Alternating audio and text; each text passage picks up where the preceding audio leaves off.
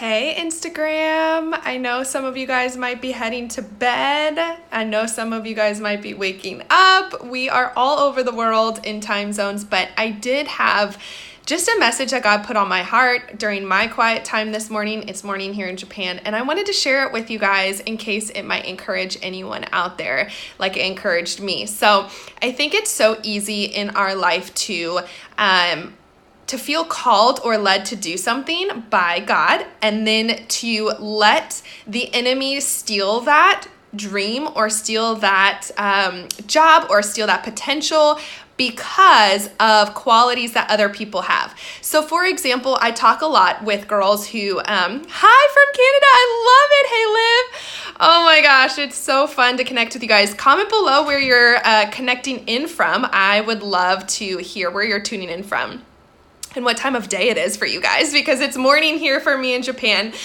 Oregon, I love it. So I'm sitting here reading in Deuteronomy. Remember, I told you guys that I'm reading through the Bible in a year for the first time, and I'm actually being consistent, and I'm so proud of myself. It's a really big deal because I've tried multiple times. Auburn, Alabama. Oh my gosh. Wait, is that where they're currently filming The Bachelorette? Is that the same place? I don't know Alabama very well, but is it like same as Roll Tide? I'm not sure. Don't hate me for that if it's not. South Florida, I love it. 11 p.m. in Georgia. You are a night owl. Amazing.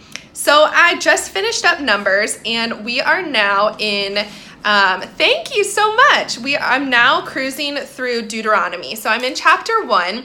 And in this part, it kind of recaps what happened in in Numbers.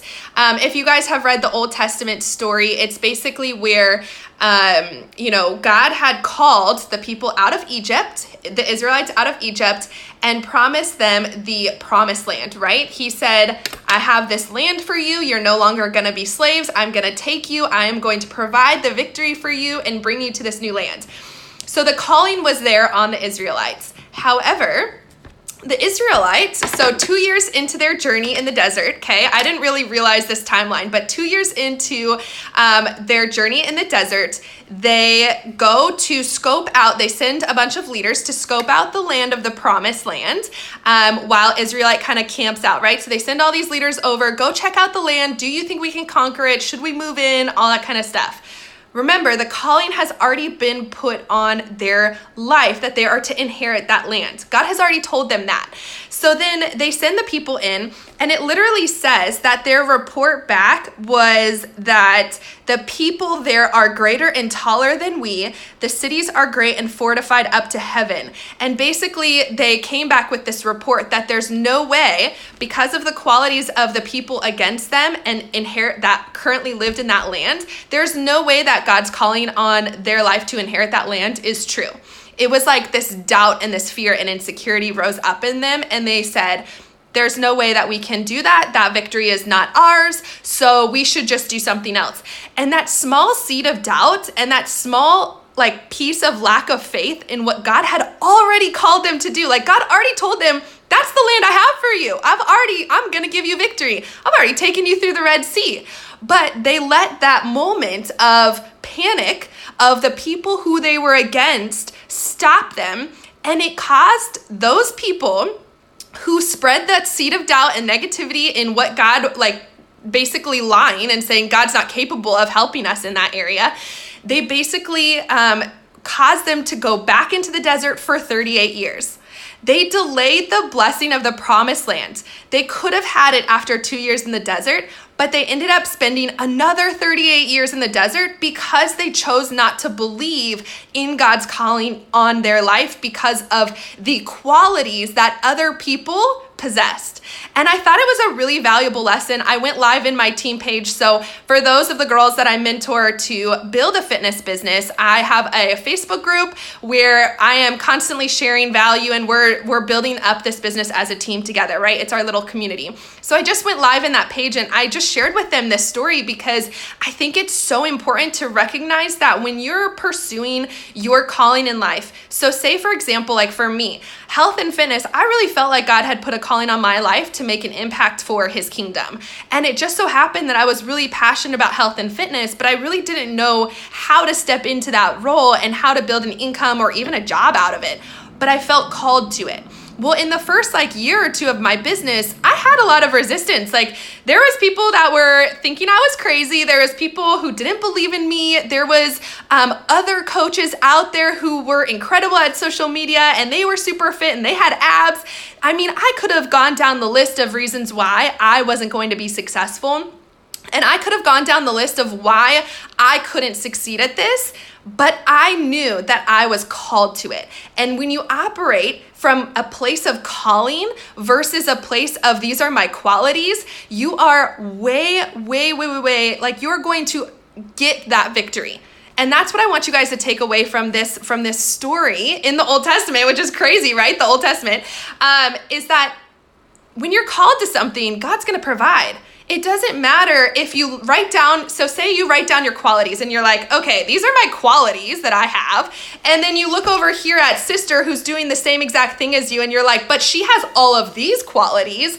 And then because of your competition, right, you're like, oh, but God, I can't do what you called me to because it looks like so-and-so is way better equipped. So I'm going to take a step back and retract in fear and doubt because guess what? I don't trust that you've actually given me or will equip me to do the job that you have called me to.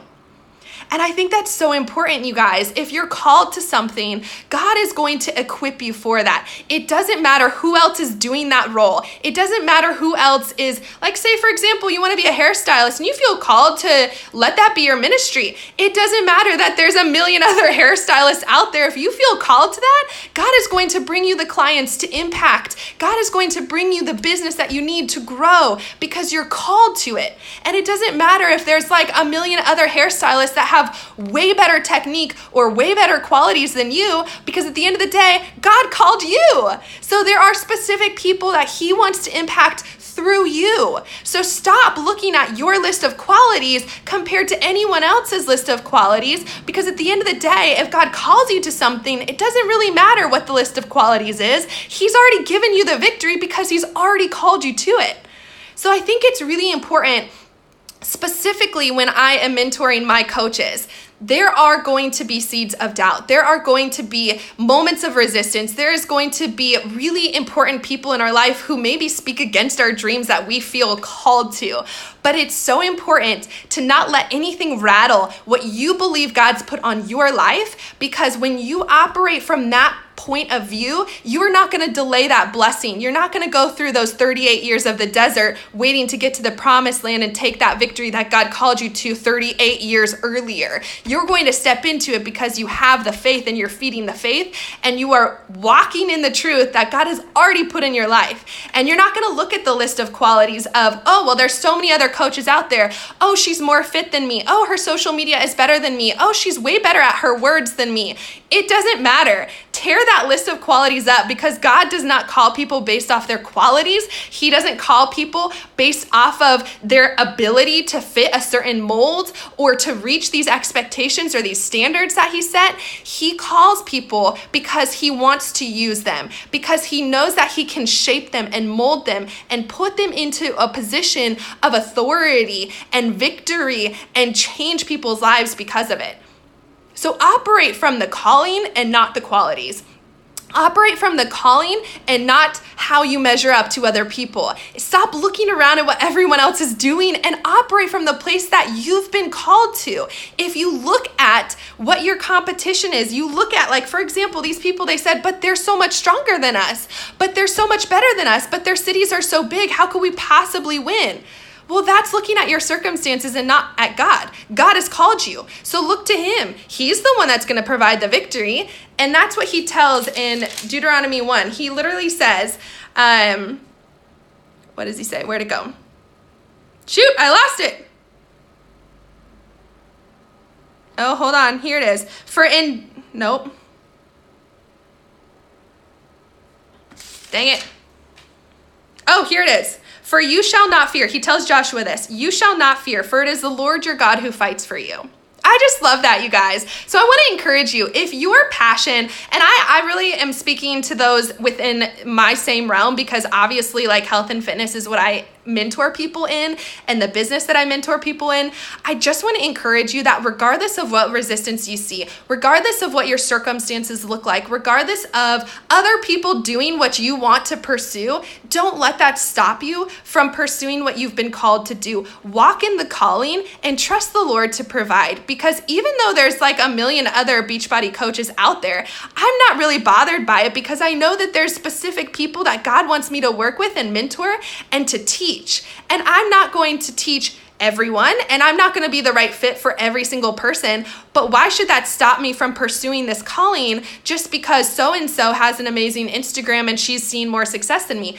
I don't really care, to be honest, because I know that God has put me in this role, and I'm going to focus on my journey and what he's doing through me. And the story that I have to share is different from every single person out there, and so is yours. Your story is so valuable. Your presence in this world is unique to you, and God wants to use you. But if you're constantly letting doubt or insecurity or how you measure up to other people or other women in your same sphere of influence stop you from that potential and stepping into what he has for you, that promised land, and you're constantly walking in circles in the desert waiting for that because you're just stuck in this entrenchment of doubt and insecurity, girl, look up. Look up. God is ready to change you. He's ready to say, you know what? I don't really care that you don't have the qualities. I don't really care if you have abs. I don't really care if you're great at social media or confident talking on Instagram stories. Look up. I'm trying to use you, and I'm going to do it through you so that it's even better of a victory, because it looks impossible at this moment. But because I'm working through you, it's going to work out, and you're going to have the victory, and people are going to praise me because of it. Everything is about God. So anyways, I just wanted to encourage you guys in that. Kind of brought my team to church a minute ago, and just sharing what I feel passionate about, what I've learned in my quiet time this morning. And I just felt so led that other people needed to hear this too. So whether it's coaching or not, whether it's health and fitness, or you're looking into joining my team or not, I want you to know that fear has no place in the heart of a child of God. Doubt, insecurity has no place. And every time you choose doubt, every time you step back because you're afraid to fail, every time you step back because you're looking at other people and how they are more qualified than you, every time you step back and you hesitate and you lean away from what God's calling you to do, you're delaying his blessing in your life. You're delaying it. 38 years the Israelites delayed the blessing. So stop stepping away. Stop letting fear rob you of your future. Stop letting doubt plant seeds that you can't do what he's already called you to do in the victory he's already given you. If God calls you to something, he's going to provide. And it's your responsibility to choose faith. It's your responsibility to step forward in the land. God says, I'm going to give you every place that your foot falls. That's what God said to the Israelites. The same thing for you guys. You have to step forward. You have to take that step and claim that land. He's not going to do it unless you're walking forward in faith. And then you got to put in the work. The Israelites just can't say, oh, well, God's supposed to just make these people fall at our knees. The Israelites had to show up for battle. They had to show up to take that land and open that door for God to be able to provide the victory. You have to do the same thing with the passions in your heart. I hope that encouraged you guys. I'd love to hear how it encouraged you. Please feel free to share if you want. Maybe I'll save it and upload it to YouTube so that people can watch it later, because I know live only lasts for 24 hours. But I hope you guys go to bed fired up to wake up tomorrow and walk within the calling that God has given you, because you're so confident in that. And it's not going to matter what the circumstances look like. It's not going to matter who has what quality and what you don't have and where you fall short, because at the end of the day, it's God doing it through you. The failure, the success, it's all his. So when you operate from that point of view, you can't fail. You can't lose. Literally, like, it's on him, right? You're just being faithful. Step 1, step 2, step 3, you're just being faithful to that calling he's put on your heart. So result is in his hands, but you choosing fear or you choosing faith, that's in your hands. And you're either delaying his blessing or you're stepping into it sooner based off of your decision to do that. So I hope it was encouraging. I will talk to you guys later.